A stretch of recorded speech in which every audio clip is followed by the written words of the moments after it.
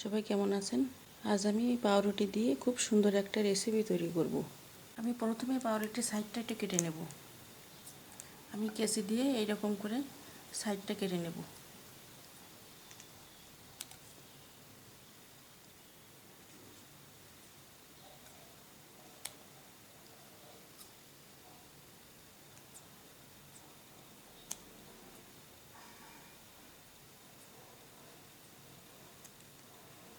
এইভাবে আমি কেটে নেব। আমি আর একটা দেখাচ্ছি।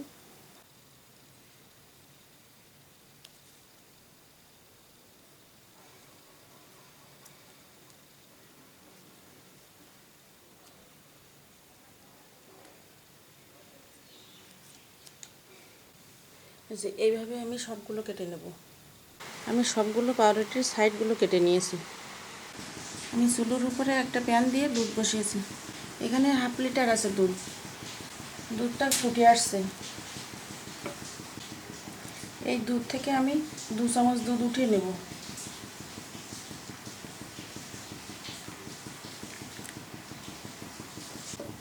দুধটা আমি খুব ভালো করে জাল করে নেব। দুধটা আমি খুব ভালো করে জাল করে নিয়েছি। এখন এর ভিতরে দিয়ে দেব গুঁড়ো দুধ। 2 চামচ দেব গুঁড়ো দুধ। আমি গুঁড়ো দুধ দিয়ে সঙ্গে সঙ্গে নাড়তে হবে, না হলে দলা পাকিয়ে যেতে পারে।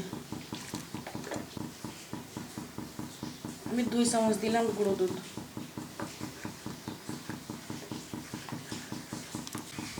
আমি যে দুধটা উঠিয়ে রাখছিলাম এই দুধের ভিতরে আমি 2 চামচ কাস্টার্ড পাউডার দিয়ে দেব।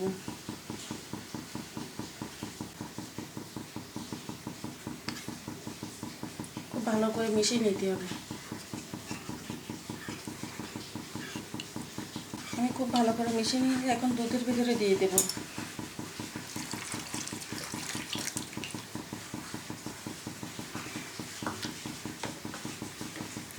খুব ঘন ঘন নাড়তে হবে দুধের ভিতরে দিয়ে। এ পর্যায়ে দিয়ে দেব 2 চামচ চিনি।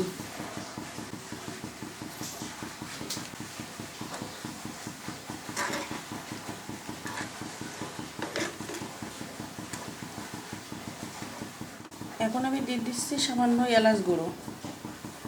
সুন্দর ফ্লেভারের জন্য একটু এলাচ গুঁড়ো দিয়ে দিলাম। আর দিয়ে দিচ্ছি কিছু কাঠবাদাম। এখন আমি খুব ভালো করে জাল করে নেব।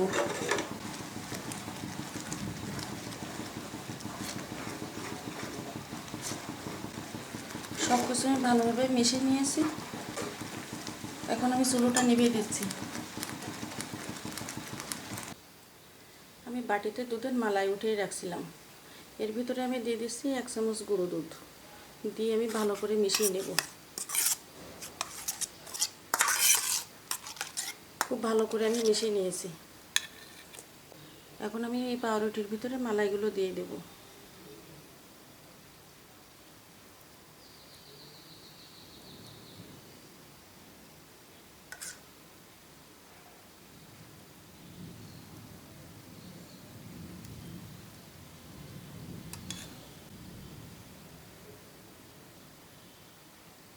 এইভাবে দিয়ে দেব সবগুলো।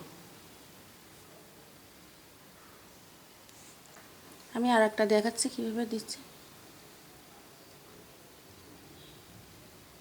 এটা পাউরুটি নিলাম, পাউরুটির ভিতরে এভাবে মালাইগুলো দিয়ে দিচ্ছি।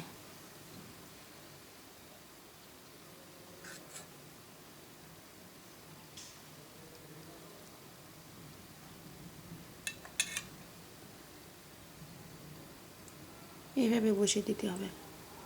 সবগুলো পাউরুটিতে আমি মালাই দিয়ে দিয়েছি। এখন আমি কেটে নেব ভালো করে।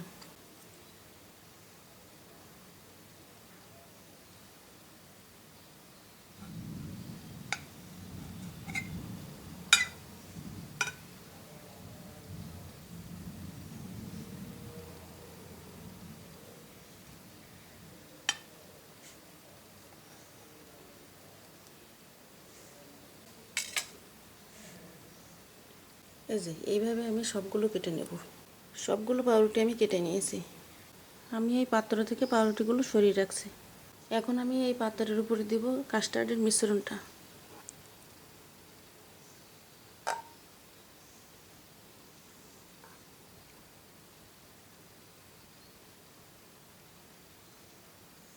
খুব ভালোভাবে ছড়িয়ে দেব।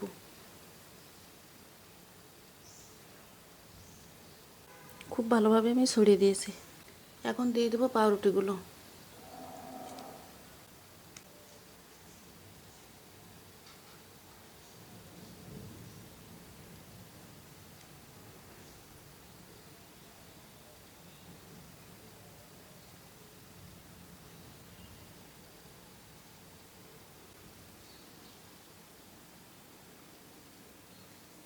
আমি পাউরুটিগুলো দিয়ে দিয়েছি।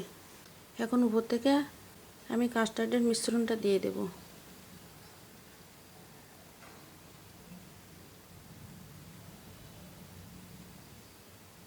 আমি উপর থেকে কাস্টার্ডের মিশ্রণটা দিয়ে দিয়েছি। এখন আমি উপর থেকে কিছু কাঠবাদাম দিয়ে দেব। এই যে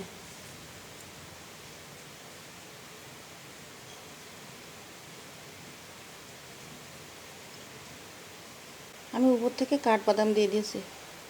আমি 30 মিনিটের জন্য ফ্রিজে রেখে দেব, তারপরে দেখাবো কেমন হলো। আমার এই রেসিপিটি যদি পছন্দ হয় অবশ্যই লাইক করবেন, শেয়ার করবেন আর চ্যানেলটিকে সাবস্ক্রাইব করে আমার সঙ্গে থাকবেন। আমি ফ্রিজ থেকে বের করে নিয়েছি। আমি এখন কেটে দেখেছি কতটা সুন্দর হলো।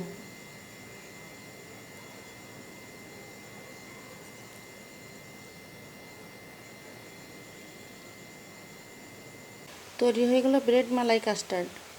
আজ এই পর্যন্ত। সবাই ভালো থাকবেন। ধন্যবাদ।